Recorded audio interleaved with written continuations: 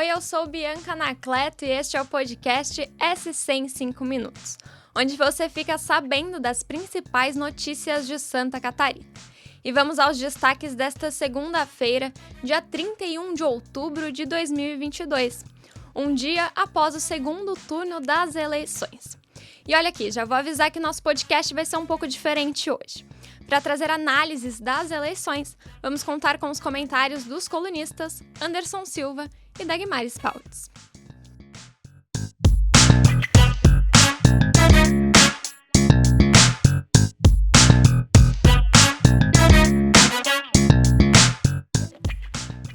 Luiz Inácio Lula da Silva, do PT, foi eleito presidente do Brasil com 50,9% dos votos. Jair Bolsonaro, do PL, ficou com 49,10%. A pequena diferença entre os dois candidatos é de apenas 2,1 milhões de votos. Essa é a menor diferença percentual a favor do ganhador desde as eleições livres que foram retomadas em 1989.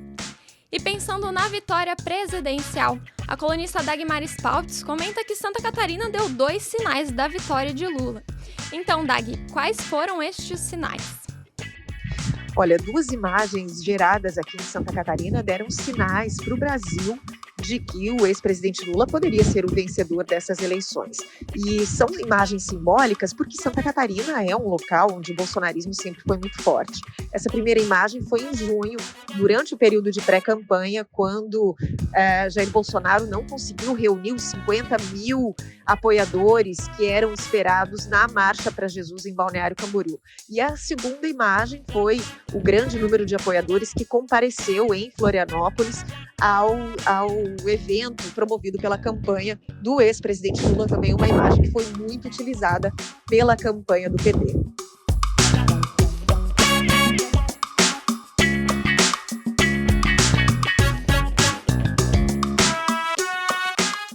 E também tivemos a eleição de governo em 12 estados, inclusive em Santa Catarina.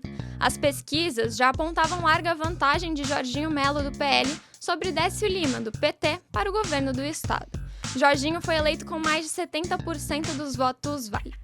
Sobre esse cenário aqui em Santa Catarina, o colunista Anderson Silva traz uma análise pra gente sobre esse alinhamento de Jorginho com Bolsonaro, que auxiliou nesse processo. Foi fundamental o apoio que Jorginho teve de Bolsonaro aqui em Santa Catarina. Jorginho fez um bom mandato como senador em Brasília, nesses 4 anos em que esteve lá, mas, sem dúvida alguma, o que foi fundamental foi o apoio de Bolsonaro. Assim como em 2018, Bolsonaro fez uma onda de votos em Santa Catarina, tanto que não elegeu só Jorginho, ajudou a eleger Jorge Seife, candidato ao Senado, 11 deputados estaduais, 6 deputados federais. Foi o Bolsonaro que construiu isso através da sua imagem aqui em Santa Catarina, assim como foi em 2018, e isso se repetiu, desta vez nas eleições de 2022. E Anderson, você também coloca que Jorginho não pode cometer o mesmo erro que Carlos Moisés cometeu no governo de Santa Catarina. Então, qual que foi este erro? Qual foi o erro? Se distanciar de Jair Bolsonaro. Por quê? Porque politicamente este foi um erro muito grande de Moisés.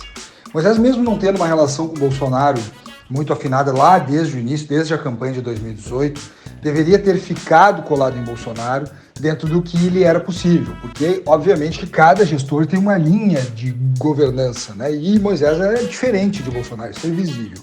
Agora, Jorginho tem um desafio muito grande. Qual é? O de ter uma relação com o futuro governo federal sem se distanciar da linha bolsonarista. Porque se ele fizer esse distanciamento e for reconhecido como, abre aspas, traidor, fecha aspas, ele pode ser punido nas urnas, né? Eu digo algo mais do ponto de vista eleitoral. Porque se a gente for observar o que aconteceu com Moisés, foi justamente isso. Ele foi reconhecido como, entre aspas, um traidor pelos bolsonaristas. E por isso não foi nem para o segundo turno aqui em Santa Catarina. Por isso que Jorginho tem que ter esse cuidado dentro do cenário político.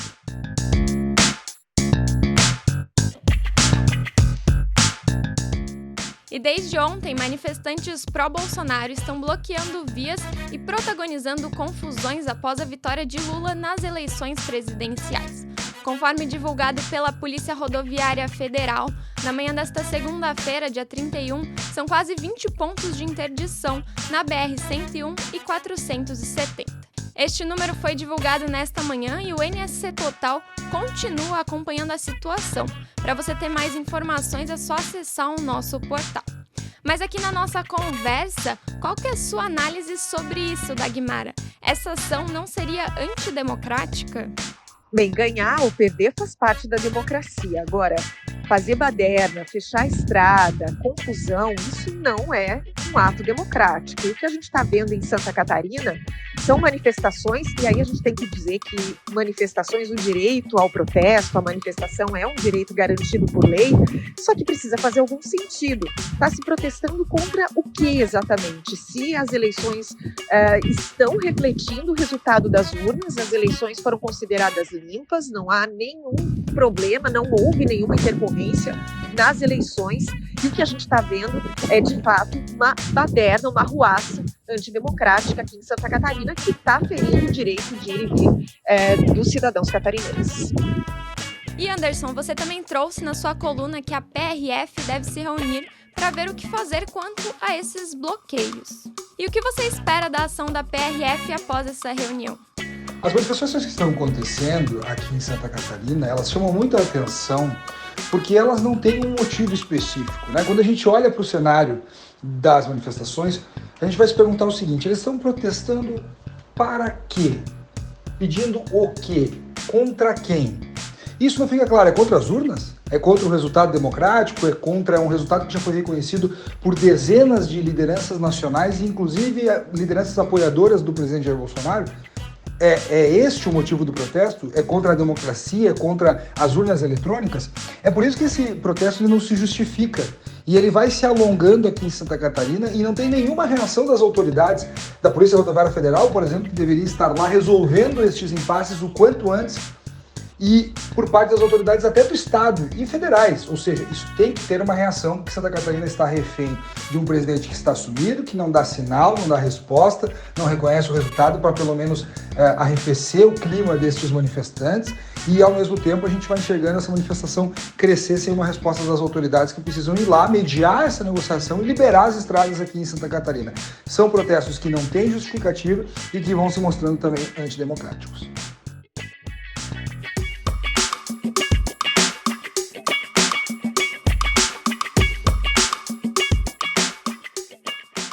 Hoje o nosso podcast foi um pouco diferente. Trouxemos os colunistas do NSC Total com suas análises sobre o segundo turno das eleições 2022.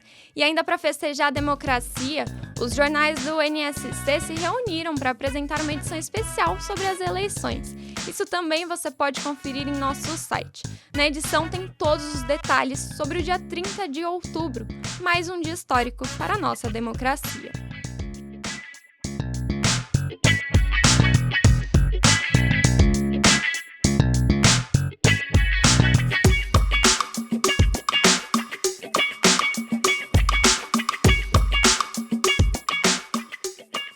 E esse foi o SC em 5 minutos, o podcast do NSC Total, publicado de segunda a sexta.